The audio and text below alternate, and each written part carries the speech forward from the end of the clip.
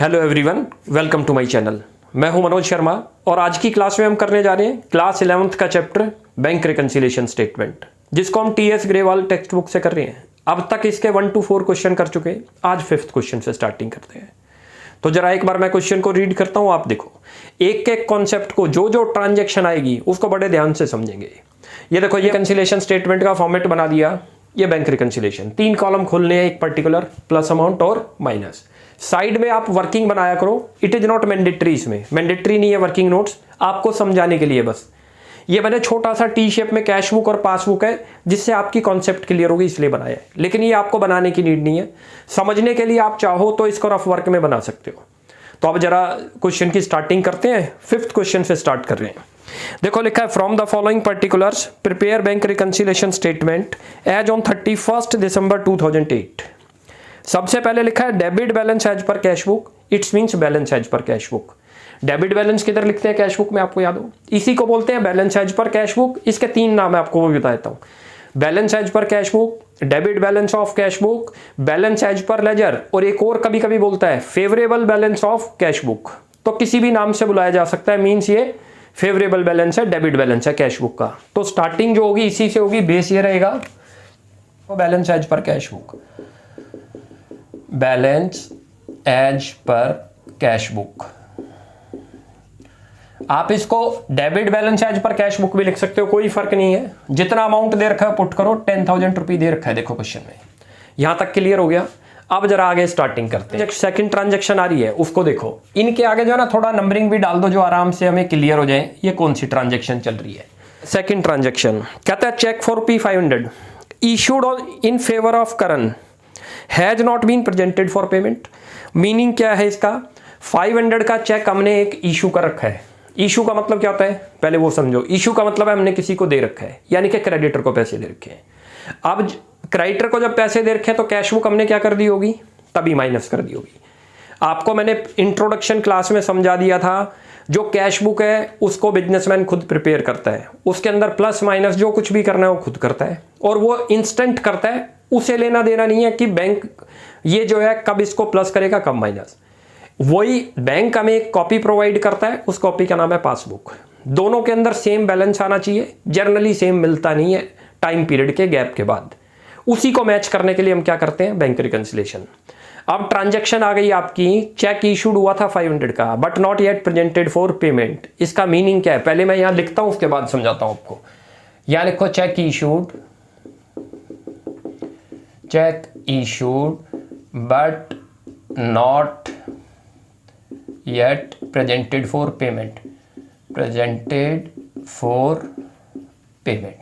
यही लिख लेते हैं। कितने अमाउंट का था, 500। प्लस में क्यों लिखा, पॉइंट तो ये आएगा। हमने इसको माइनस में क्यों नहीं लिखा। हर ट्रांजैक्शन को मैं पूरी कोशिश आपको समझा दूंगा कि हम इसको प्लस क्यों करते हैं और माइनस क्यों करते हैं। जरा यहां चलते हैं रफ में। इसी को वर्किंग नोट बोल दो, रफ बोल दो।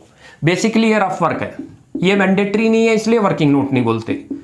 कैश बुक में आपका जो बेस था, ये बैलेंस लिख लिया करो, आपको बड़े आराम से समझ आएगा। तो जाहिर बात है, शुरू वाले पहले दिन जो होगा ये इनिशियल स्टेप का बैलेंस है, तो बैंक में किधर होगा, वो अपोजिट साइड। ये बैंक की पासबुक है। हमने एक 500 का चेक इशू किया, कहां पर लिखा होगा वो, इशू का मतलब पे करना। जब मेरी कैश बुक इंक्रीज है तो इधर लिखी जाएगी, डिक्रीज है तो इधर लिखी जाएगी। पासबुक में उल्टा होगा, इंक्रीज होगी तो इधर और डिक्रीज होगी तो इधर, ऐसे समझ लो। क्योंकि हमने बैलेंस रिवर्स लिखे हैं तो वर्क भी रिवर्स होगा। हमने चेक इशू करा कितने का, 500। बहुत ध्यान से सुनते जाना। अल्टीमेट आज हमारी कैश बुक कितना शो कर रही है बैलेंस, शुरू में 10,000 था, but we paid a cheque to a creditor of ₹500। तो 5 का दिया तो 9500 शो कर रही है।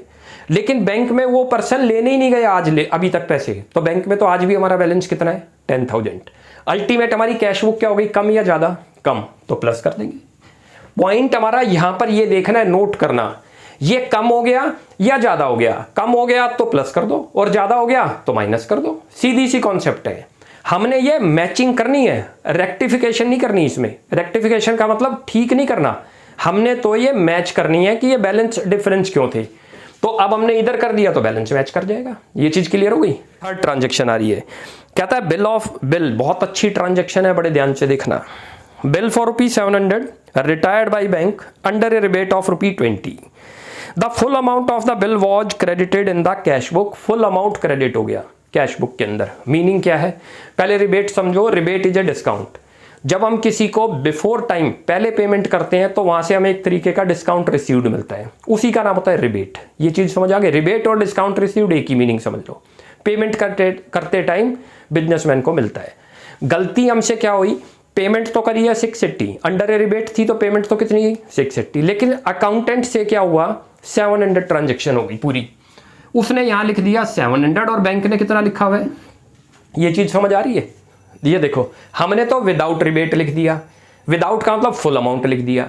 हमारे बैलेंस कितने हो गए आज 9300, लेकिन बैंक में कितने हैं 9320। बैंक में 20 रुपये ज्यादा है क्योंकि हमने 20 ज्यादा माइनस कर दिए, तो कैश बुक 20 से कम हो गई, प्लस कर दो, ये लिख दो। कितना आसान था, बहुत ध्यान से समझते चलो, एक एक ट्रांजेक्शन क्लियर हो जाएगी हमारी। अब इसके अंदर मेंशन क्या करेंगे, लिखो rebate on payment of bill by bank, rebate of payment of bill, payment of bill by bank not entered in cash book, not entered in cash book. Clear हो गया। ये चीज बहुत आसान था, दोबारा से समझाता हूं।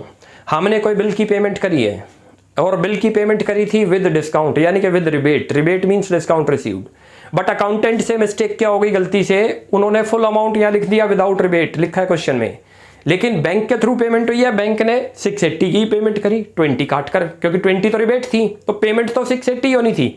गलती से यहां 680 की जगह 700 लिखा गया, तो ये 20 रुपीज से हमने ज्यादा कम कर दी तो 20 रुपये प्लस कर दिए।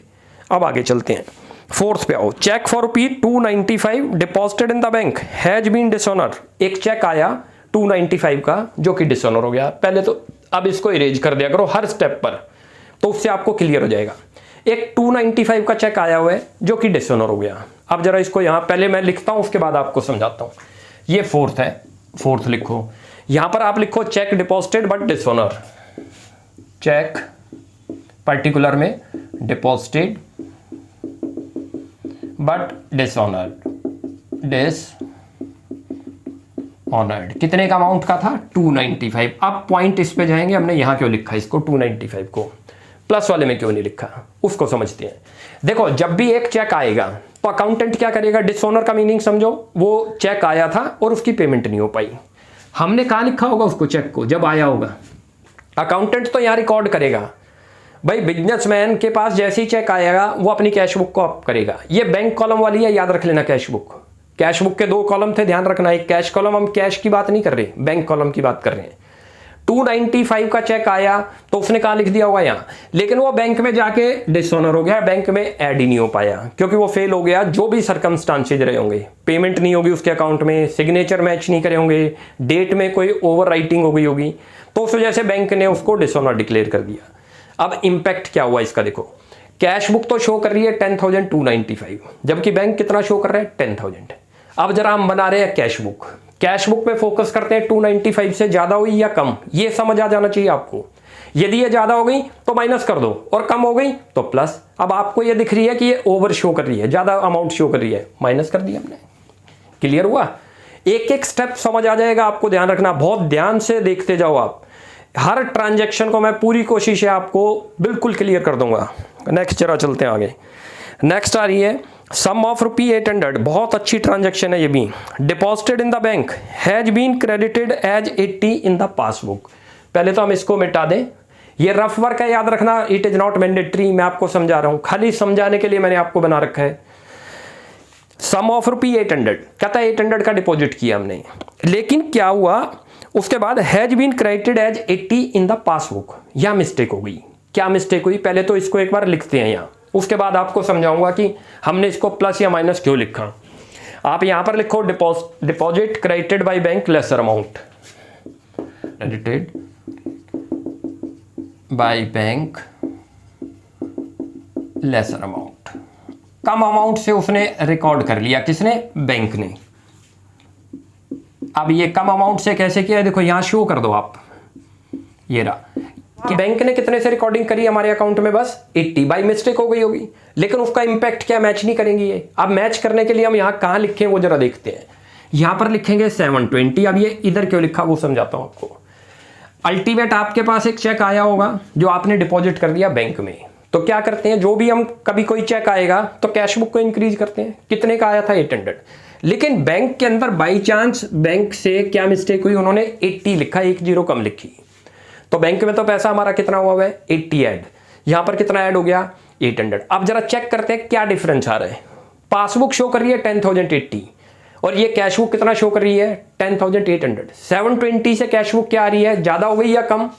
आपने यहाँ रेक्टिफाई नहीं करना, याद रख लो, मैचिंग करनी है कि हमें उसको मैच करना है पासबुक के साथ। कंपेयर करते हैं पासबुक में ज्यादा पैसा है तो कैश बुक को ज्यादा कर दो, पासबुक में कम है तो माइनस कर दो। अब आपको दिख रहा है पासबुक में तो कम है, कैश बुक में ज्यादा हो गया, और कितना ज्यादा हो गया 720। कैसे पता चला, 80 माइनस कर लो।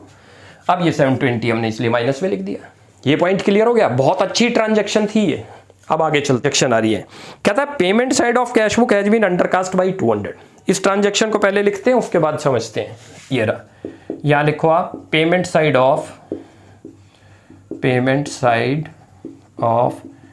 Cash book undercast. अब इसका इंपैक्ट क्या है कि इसको प्लस में लिखें या माइनस में, और क्यों लिखें। कास्ट का मतलब होता है टोटलिंग करना।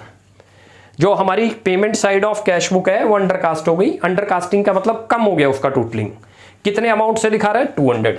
हमने इसको यहां लिखा क्यों, वो चीज समझाते हैं। अब देखो, कहता है इधर का टोटल आपका क्या है 200 से कम है, तो पासबुक में तो पेमेंट साइड में ज्यादा होगा, तो यदि मैं बैलेंस करूं तो पासबुक का कम आएगा और कैश बुक का क्या आएगा ज्यादा। ऐसे समझ लो, हमने यहां पर लिखा ही नहीं तो ये 200 से कम हो गई, लेकिन बैंक वाले ने 200 लिखे होंगे, तभी तो कह रहा है ये 200 से लेस है। लेस का मतलब इससे कंपेयर करता है, लेस है 200 से, तो यहां कितना शो कर रही है 10,000, जबकि यहां कितना हो रहा है 98, यानी कि कैश बुक 200 से क्या हो गई ज्यादा हो गई, माइनस कर दो, ये माइनस हो गया। क्लियर हो गया। जो भी आप इसकी प्रैक्टिस भी करना, कोई भी डाउट है कमेंट सेक्शन में पूछना, वैसे पूरी कोशिश है यहीं आपको क्लियर हो जाएगा। अब इसको एक बार मिटा दो। चलो अब अगली देखते हैं। कहता है बिल रिसीवेबल। ये क्या चीज है, BR आपने वर्ड सुना होगा। Bill receivable ₹4,1000 discounted with the bank in November, dishonour on 31 दिसंबर। एक बिल आया था ₹1000 का, ठीक है, वो डिसऑनर हो गया आपका। डिसऑनर हो गया तो क्या इंपैक्ट पड़ता है जरा वो देखते हैं। पहले मैं यहां लिख देता हूं, उसके बाद आपको समझाता हूं। बिल रिसीवेबल डिसऑनर आप ये लिखो यहां पर्टिकुलर में, बिल रिसीवेबल डिसऑनर अमाउंट है आपका ₹1000, इधर लिखा हमने, क्यों लिखा वो समझाते हैं। अब ये देखो, ये बिल रिसीवेबल डिसऑनर हो गया, क्या इंपैक्ट पड़ता है सोचते हैं। अल्टीमेट क्या होता है कि जब ये बिल डिसऑनर होगा तो जिस टाइम हमने इसको डिस्काउंट कराया था तो एंट्री कहाँ लिखते हैं हम यहाँ पर, और बैंक में भी ऐड हो जाएगी हमारी, क्योंकि बिल हमने करा लिया। लेकिन जैसे ही वो बिल डिसऑनर होगा तो बैंक किधर लिख देगा उसको, इधर। आप ये समझ लो, इसकी इंफॉर्मेशन हमारे पास नहीं है कैश बुक में। तो अल्टीमेट पासबुक में तो अमाउंट कितना शो कर रहा है 9, और यहाँ कितना शो कर गया आपका 10, तो कैश बुक ज्यादा आ रही है, माइनस कर दो। इसीलिए तो हमने यहाँ लिखा था। ये चीज क्लियर हो गई या नहीं। अब जरा आगे चलते हैं। अब इनका टोटल करते हैं, ट्रांजेक्शन कंप्लीट हो गई। इधर का तो टोटल देखो 10,520 बन रहा है, तो दोनों साइड का सेम लिखेंगे, जोन सी साइड ज्यादा होगी, डिफरेंस यहां निकाल देंगे। अब उसको लिखो बैलेंस एज पर, जो ये लिखते थे पासबुक लिखो, ये पासबुक का बैलेंस आ रहा आपका, यहां लिखो बैलेंस एज पर पासबुक, ये हमारा आंसर आएगा। और ये कैसे आया वो भी समझाता हूं आपको। ये आपका जो आंसर आएगा 8305 आएगा, ये आया कैसे जरा वो भी समझाते हैं आपको कि 8305 कैसे आया आंसर हमारा। यहां टोटल लिखो आप, इधर का जो बड़ी वाली साइड थी, बड़ी वाली कौन सी दिख रही थी ये, उसमें से छोटी वाली साइड आप माइनस कर दो। वो माइनस करते हो तो 2215 आ रही है, इसको माइनस करोगे तो आपकी वैल्यू आ जाएगी। ये चीज आपने वहां करनी नहीं है एग्जाम में, याद रख लो। ये तो आपको समझाने के लिए है कि 8305 कैसे आया। हमने इधर का टोटल करा, वो बना 10,520। हमने इधर का टोटल करा यहां तक का, वो बना 2,215। उसके बाद इसमें से माइनस करो, ये डिफरेंस, यानी कि कैश बुक का बैलेंस तो इतना आ रहा था और पासबुक का बैलेंस इतना, तो डिफरेंस था। ये रीजन थे जो डिफरेंस आया था। ये चीज क्लियर हुई। अब जरा नेक्स्ट क्वेश्चन की स्टार्टिंग करते हैं। चलो भैया, अब 6th क्वेश्चन की बारी आ गई। 5th तो कंप्लीट हो गया हमारा। अब 6th क्वेश्चन को भी ऐसे ही करेंगे जैसे अभी 5th क्वेश्चन करा था। मैं एक बार 6th क्वेश्चन को स्टार्ट करता हूं। लिखा है prepare a bank reconciliation statement as on 31 March 2022। हमें बैंक रिकंसिलिएशन स्टेटमेंट प्रिपेयर करनी है 31 March 2022।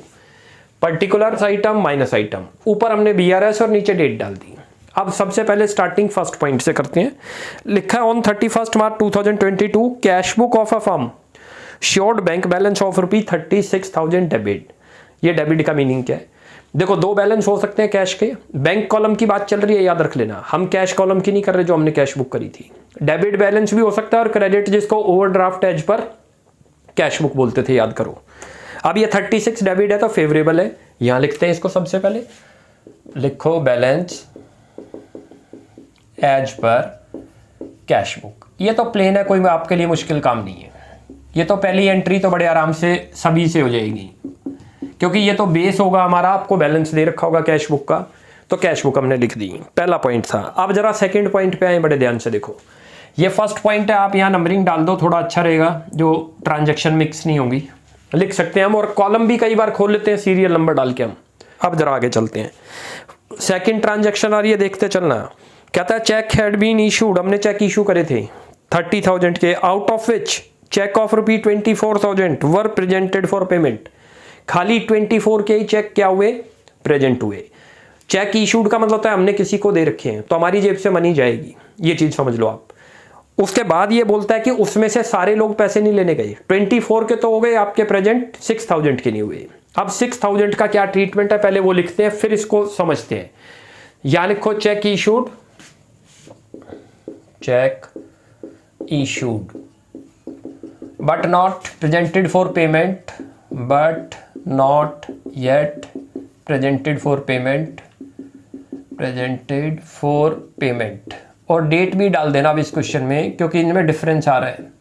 Payment up to 31 March 2022। अब मैं जरा यहाँ आपको समझाता हूँ। देखो, आपने कितने के चेक इशू करे थे? 30। कितने के प्रेजेंट हुए? बस 6,000 से कैश बुक आपकी कम हो गई। क्यों कम हुई वो भी अब दिखते हैं जरा।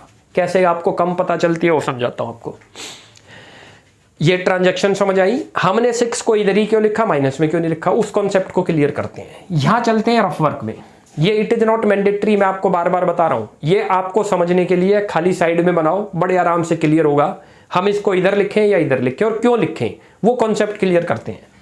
आपको जो भी बैलेंस दे रखा है वो लिख लिया करो, क्योंकि दोनों जगह एक ही तो बैलेंस रहेगा। इनिशियल दे तो 36 दे रखा था, वो लिख लो। कहता है हमने चेक इशू करे, कितने के करे थे? 30,000। नोट करना, हम अपनी बुक में, ये हमारी बुक है जिसके अंदर हम रिकॉर्डिंग करते हैं।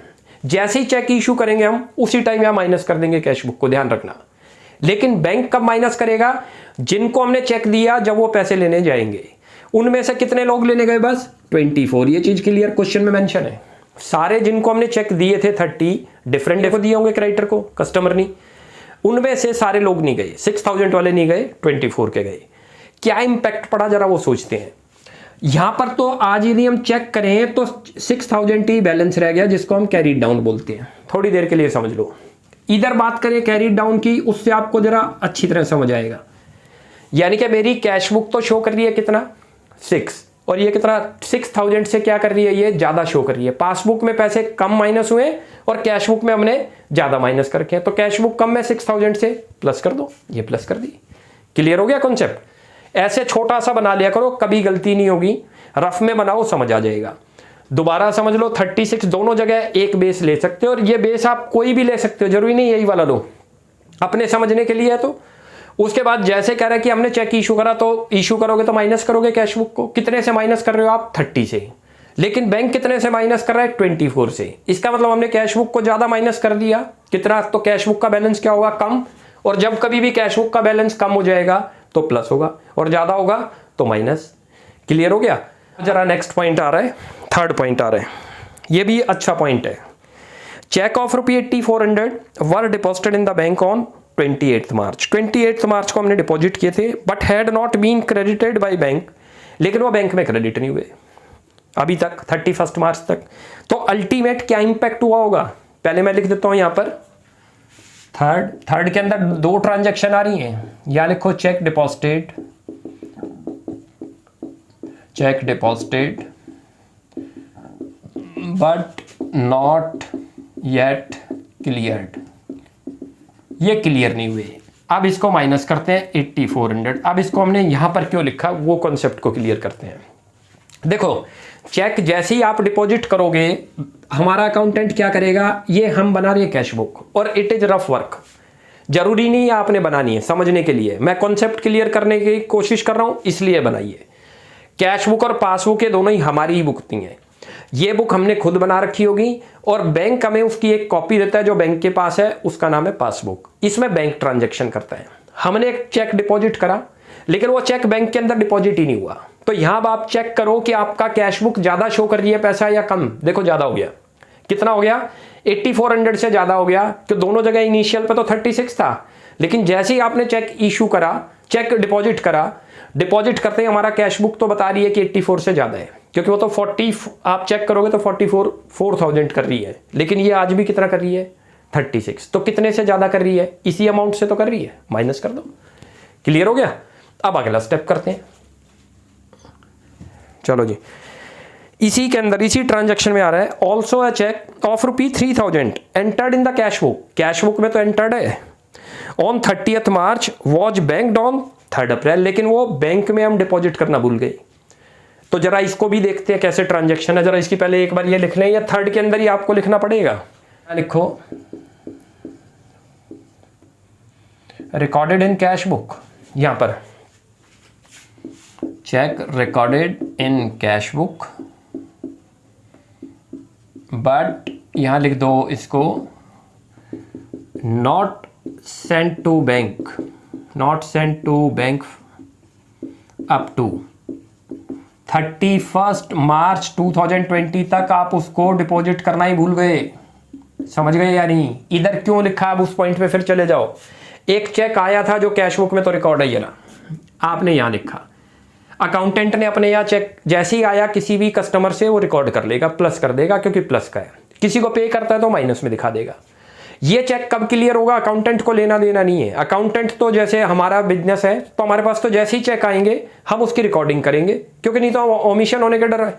इसको फिर जब सेंड करना था बैंक में डिपॉजिट करते हैं उसी दिन या अगले दिन, बैंक ये भूल ही गए हम, लिखा है कि अप टू 31 मार्च 2020 तक ये चेक आप बैंक में डिपॉजिट करना भूल गए, इसको उसके बाद में डिपॉजिट किया। इंपैक्ट क्या पड़ा, कैश बुक में तो पैसा कितना हो गया 39, पासबुक कितना शो कर रही है आज भी 36, तो ये ज्यादा शो कर रही है पैसा या कम, ज्यादा। कितना कर रही है 3000 से ज्यादा, माइनस कर दो 3। क्लियर हो गया। एक एक ट्रांजेक्शन को क्लियर करते चलो, बड़े आराम से समझ आ जाएगी आपको। अब जरा नेक्स्ट आ रही है 4th ट्रांजेक्शन। 4th में लिखा है cheque from Suresh ₹2400 was deposited in the bank on this, was dishonoured, advice was received on 2nd April. यानी कि कैश बुक में इस चीज की कोई इंफॉर्मेशन नहीं है। आपके पास एक चेक आया था, वो डिपॉजिट हुआ, बट वो क्या हुआ, डिसऑनर हो गया। तो अल्टीमेट कैश बुक तो बैलेंस ज्यादा शो कर रही है, पासबुक में अभी ऐड ही नहीं हुआ। वो कितने अमाउंट का था 24। तो यहां लिख दो deposited cheque, deposited cheque recorded in cash book, deposited cheque dishonoured, honoured but not entered up to 31 March 22। ये लो 2400 से माइनस करो। क्यों माइनस करा वो समझाता हूं। एक डिपॉजिट चेक था, कहां लिखोगे उस डिपॉजिट चेक को, ये रहा 2400 का चेक आया था, समझ लो ट्रांजैक्शन को, ये आया, ये आपने यहां लिखा, ये बैंक में जाके क्या हो गया, ये डिसऑनर हो गया, ये पास नहीं हो पाया। तो बैंक ने तो हमारा अमाउंट इंक्रीज नहीं करा, जबकि हमारे कैश बुक ने क्या कर रखा है, इंक्रीज कर रखा है। तो कैश बुक शो क्या कर रही है, ओवर अमाउंट कर रही है या अंडर, ओवर कर रही है, माइनस कर दो। सीधा कैश बुक का एक लॉजिक है, जब हम इसको कंपेयर करते हैं पासबुक से, तो कैश बुक को जब आप चेक करते हो पासबुक से, कैश बुक ज्यादा शो कर रही है तो माइनस करेंगे, और यदि वो कम करेगी तो प्लस करेंगे। ये समझ लो ऐसे। अब अगली आ रही है, कहता है passbook showed bank charges of ₹120 debited by bank.